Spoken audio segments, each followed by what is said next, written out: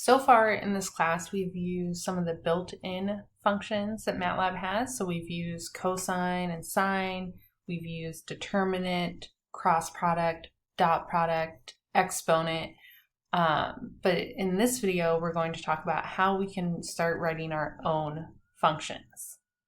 So to start writing your own function, we're going to create a new script. And when I click create new script, I get this window. Sometimes the window is docked, so I can click here to dock that window so that it appears right above my command window. I typically undock my codes just because I think it's a little bit easier, especially if you have a very long code. I'll keep it docked for this example though. I'm going to clear in CLC from my command window. Note, in this video, we are creating new files. If you're using the shared computers, if you are remoting into the shared computers, every time before you log off, you need to delete all of your files. So you need to delete the files from the current folder, which is most likely the MATLAB folder. So you can go to File Explorer, find those folders. If you downloaded anything onto the computer, you need to delete those files. And from the trash can, you need to delete those files. So you need to delete files from typically 3 places. If you're saving files anywhere else, delete them from there as well. But make sure that you delete all of the files. First, save them in a way that you can access them again. So email, Dropbox, on a USB, any of those options, and then delete them. So I'll remind you again and again as we start creating functions, but delete your files from the shared computers before you log off. Okay, so here is our first script. So once again, I did new script to create a new script, or if I'm on the home screen, it just looks like this, new script. And now I'm going to start typing in here. I want to make sure that this tab is on editor. It should automatically go there when you create a new script, but just in case. So I'm going to create a function here. Every function that I create, the first word needs to be function. Once I create a function, I can create, once I type function, I need to create the name of that function. So let's call this hello world. Let's put an underscore there, hello underscore world. So this is creating a function. This is the name of my function. I'm going to go ahead and save this. Note, the suggestion for how I save this is hello underscore world. It's going to save here in my current folder. Whatever your file name is here is what should appear here. Otherwise, the function will not work. So our file name here matches whatever we wrote on the first line here. If it doesn't, it won't run. So I'll click save. And now we see that we have a little .m file here. So in this function, we are going to display in our command window the words hello world. So I'm going to use the display function. So I'm going to do help disp. And I see that disp displays an array. It will also display text. So I'm going to do disp. And the input for this function, I'm going to use text. So I'm going to put an apostrophe, type hello world, and then another apostrophe. So I'm going to come here to my command window. I'm going to type CLC. Back in my editor, I'm going to save my function. In my command window, I'm going to type the name of that function, hello world. And we see that it has displayed hello world.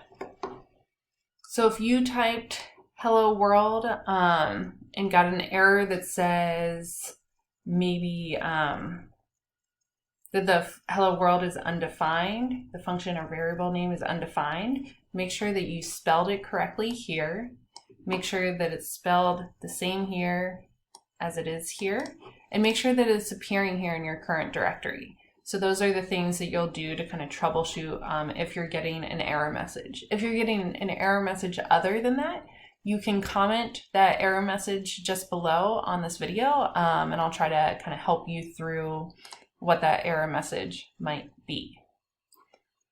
Okay, so this is just our basic function. This is what most programming students write as their very, very first function. So that's why we did it as our first function. Now let's write one that's a little bit more complex. Before we do this, we're going to talk about how to take the determinant of a 2x2 matrix. So if I have a 2x2 matrix, that means 2 rows, 2 columns. Let me get a different pen here. And I'm just going to put letters in here, A, B, C, D. To take the determinant of this matrix, I'm going to put vertical lines here. It's going to be A times C minus, or oh my gosh, A times D, sorry, A times D, that diagonal, minus B times C. Okay, so that is the equation for our determinant. We've already seen that MATLAB has a determinant function. So we can use the MATLAB determinant function to check our function once we've started writing it, but we're gonna write a function to determine the determinant of a 2x2 matrix, and we're only gonna do a 2x2. So our function is gonna be the determinant of a 2x2 matrix.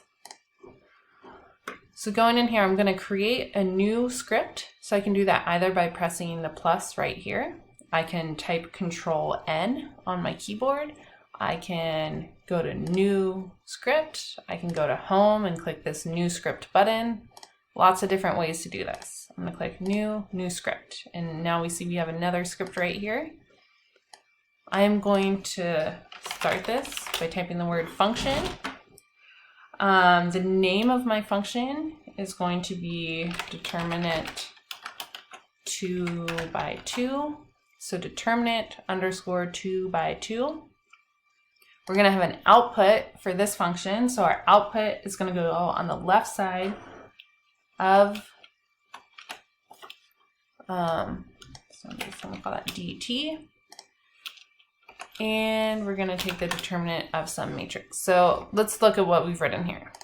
So first word, function, always. Whenever we're writing a function, the first word has to be function. Next, we put our output. In this case, there's just one output. We're going to output one number, so there's only one output. If there are multiple outputs, we're going to put those in square brackets and separate them with commas. This is the name of our function, determinant 2x2.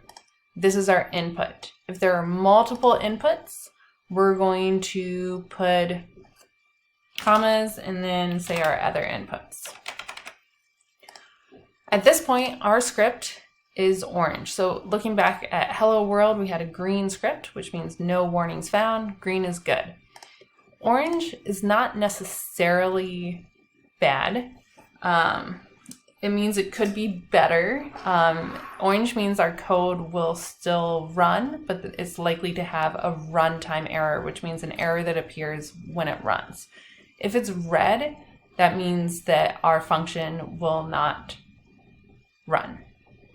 So here we have determinant equals determinant 2x2 of A. Let's go ahead and save this. And remember, we're going to save it as that exact function name. I'll click save. If I hover over this, I see what is turning my code orange. So I see these two warning messages. The first one says that the function return value det might be unset.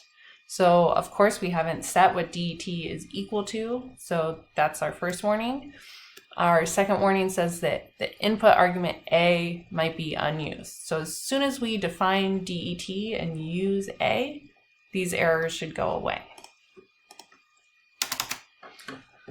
I'm going to leave myself some notes here. So A is a 2x2 matrix that the user will enter. A can be any 2x2 matrix that the user is going to enter. Det is the determinant of A. Now let's calculate that out. So Det is going to be equal to A, the top left corner of A, so that's A11, times the bottom right corner of A, A22, minus A top right corner of A, I don't need that parentheses, A first row, second column, times, this is a great practice in our indices, so A second row, first column. I'm going to put a semicolon here, and now I see that my function has turned green. So no errors. Doesn't necessarily mean it's right, but it means that there's no errors in there. There could still be runtime logic errors, which we'll talk about more in the future. So let's check this out.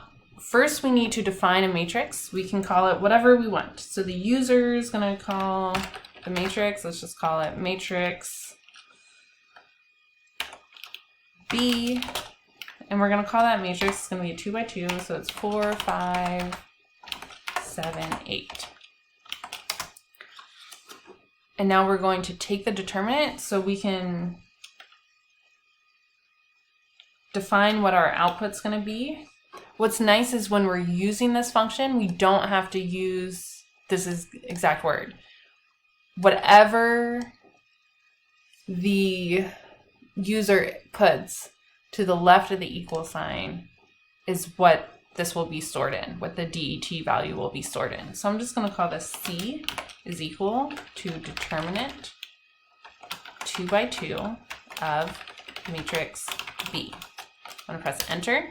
My determinant of that matrix is -3. Let's check it. I'm going to do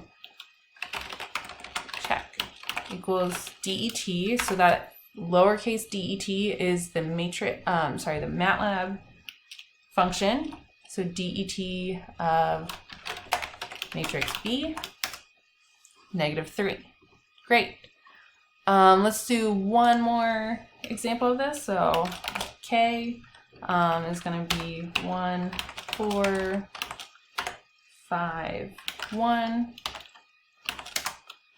So that's going to be 1 times 1 minus 4 times 5. So determinant of K, that's a very long variable name, but it works. So determinant of K is equal to determinant 2x2 of capital K, and I get -19, which is 1 times 1 minus 5 times 4. So that is the second function that we've written. Next week, we'll start writing more and more functions using if statements, starting to use some loops.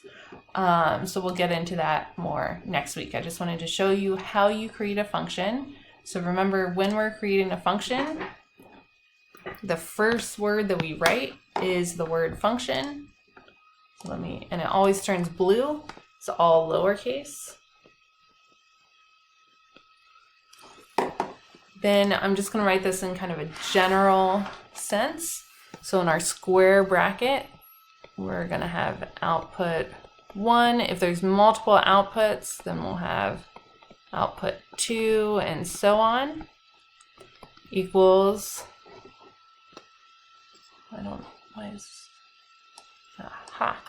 okay, so equals, this is going to be our function name. Our function name follows the same rules as variable names. So function name, and then in parentheses, we're going to have input 1, input 2, and however many inputs we want. Generally, for our function name, we don't want to call our function the name of an already existing function in MATLAB. So we don't want to call it cosine. We don't want to call it DET. We don't want to call it EXP, because then the function will overwrite the MATLAB function, which we don't want to happen. So we're going to start creating our own function names. I mean, it could be cosine 1 if we were doing a cosine function or something along those lines.